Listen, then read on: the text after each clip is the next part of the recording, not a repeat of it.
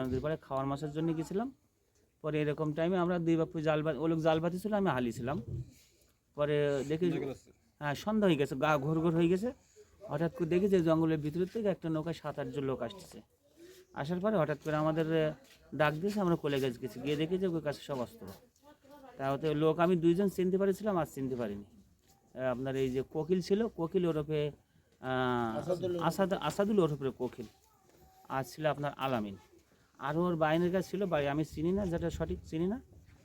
আর নাম শুনেছে জাহাঙ্গীর। এই এই এই 3 জনের নাম জানি, আর কারোর নাম জানি, আর কারো আমি চিনি না।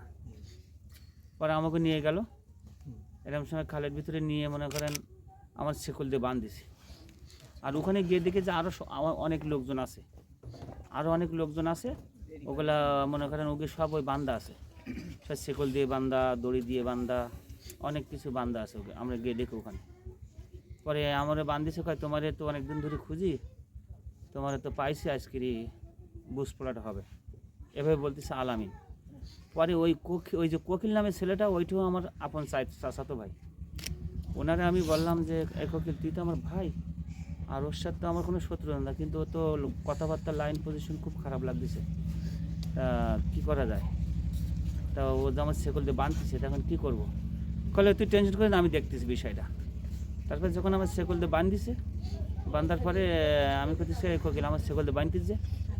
তা কয় আমি কী করবো, আমার করার কিছু নেই। তা আমি বললাম তোর করার কিছু নেই, তুই আমার ভাই, রক্তের ভাই, তুই তোর বাইরের কেউ না।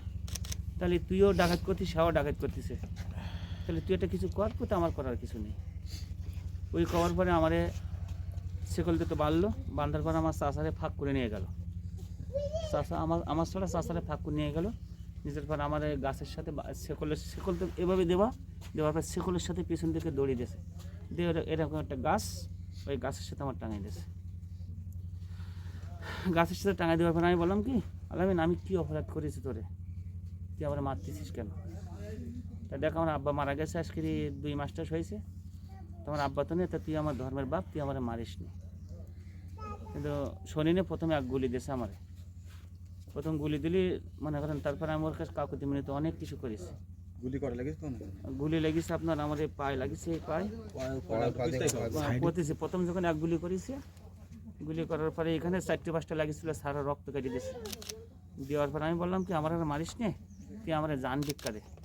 ওই করার পর একটা ফোন আইছে, ফোনে আমি শব্দ পেলাম যে না, ওরে রাখা যাবে না, ও খুব মানে আমাদের জায়গা জমিনে গন্ডগোল আছে বাড়ির পাশে, আমার একটা চাচাতো ভাইয়ের সাথে, তার নাম রহমান, তার ইঙ্গিতে আমার এই কাজটা হয়েছে।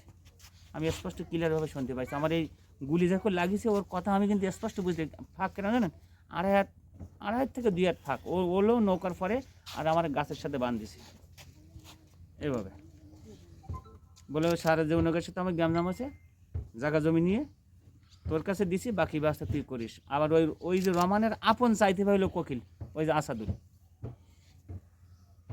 তারপরে সারা দিয়ে ওই এলজি দিয়ে আমার এই কোশিস, সেখানে মনে করেন আমি একবার অজ্ঞান হয়ে গেছি, একবার আমার কিছু জানি না। প্রথম করেছিল সারা দিয়ে ছোটো ছোটো দেখে, আমি সেখানে হ্যাঁ বন্দুকের গুলি সারা, সেখান থেকে ছোটো ছোটো রক্ত বেরোচ্ছে, আমি কোনো রক্ত বেরোচ্ছে, আর গুলি করিস না, আমার জান ভিক্ষা দে। আমি এভাবে বলেছিলাম যে আমার জান ভিক্ষা দে, আমার আর মারিস নি, আমি কী অপরাধ করেছি। কিন্তু গুলি দেখলাম যে খোলে বিসি, এরকম বড় বড় বিসি, ওই যে মানে যখন ঘা দিয়েছে, সেখন মনে করেন এখান থেকে একবার ছড়িয়ে গেছে, একবারে রক্ত, মানে ওই যেরকম দমকলে পানি যেরকম পাইপ দিয়ে পানি বেরোয় ওরকম রক্ত বেরিয়ে দিয়েছে। আর একটা শিরা ছিল, ওই শিরাটা এরকম মানে ঠ্যাংটা ঝলতেছিল, তবু আমার হুশ ছিল। আমি বললাম কি আমার নৌকায় তোল, আমি মরে গেলাম। পরে যে আরও তোলা লোকজন ছিল, ওরা ওই যে গাঙের পানি আমার গালে দিয়েছিল, মাথায় দিয়েছিল, দেওয়ার পরে আমি ওই আপনার ওই নৌকার পর উভয় কাজ করে শোয়াইছিল। তারপর যে কী হয়েছিল আর আমি সঠিক আর বলতে পারিনি। উস মনে করেন ওইসবের পরে আমি তো গেছিলাম মাছ মারতে, সত্যি করে যেটা। পরের দিকে আরও নৌকা টৌকা ছিল, ওখানে লোকজন ছিল, ওদের সাথে মনে করেন ওই পাশাপাশি দোলাবাই নাম করে বাহিনী ছিল। ওরা খুবই ভালো, ওরা কারোর জীবনে মানে এই পর্যন্ত কারোর ক্ষতি করেনি, উপকার ছাড়া। দোলাবাই বাহিনীরা, ওরা 1 টাকা দিলে 1 টাকা নেয়। ওরা এমনি পরিস্থিতির শিকারে ডাকাত, মানে জঙ্গলে নামিয়েছে পরিস্থিতির শিকারে, এমনি সহজে কেউ নামিনি। কিন্তু ওরা খুব ভালো, 1 টাকা দিলে 1 টাকা নেয়, কারোর কোনো ক্ষতি করে না। এই মানে এই গুলি গালার শব্দ পাই, ওরাই ওই পাশ থেকে গুলি দিল, এরাই ভাইতে এরাই এইভাবে থুই চলে গেল।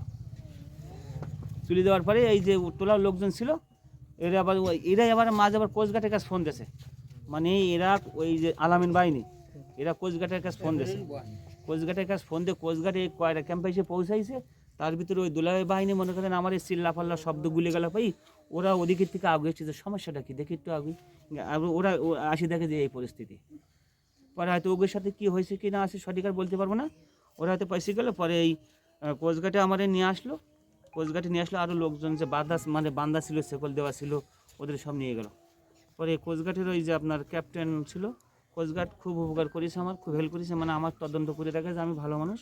পরে আমার 250 বেড পর্যন্ত নিয়ে গেছিলো কোস্টগার্ড, নিয়ে ওখান থেকে আমাদের সব দিকে শুনে ওরা আমার লেখাপড়া করে ছেড়ে দিলে, তারপর আমি ঢাকায় পঙ্গুতে চলে গেলাম। হ্যাঁ, প্রথম জাগেরমাল ছিল, জাগেরমাল থেকে আমার ফিরে দিয়েছিল, তারপর নিয়ে গেলে আপনার পাইকগাছা রাত্রি, ও কোচগাছ ছিল আমার সাথে অনেক,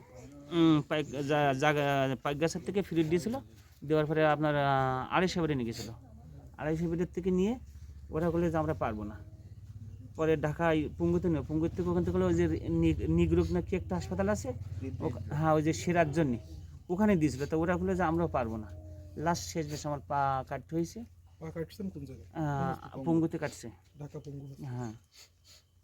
তা আমার কাছে সরকারের কাছে আমার এই দাবি যে আমার এই কষ্ট, আমার এই সংসারটা, এই জীবনটা শেষ করেছি, দয়া করে আমি সুষ্ঠু বিচার চাই, তাদেরকে ধরে যেন ফাঁসির আওতায় আনা হয়, এইটুকু আমার দাবি, আর কোনো দাবি না সরকারের কাছে।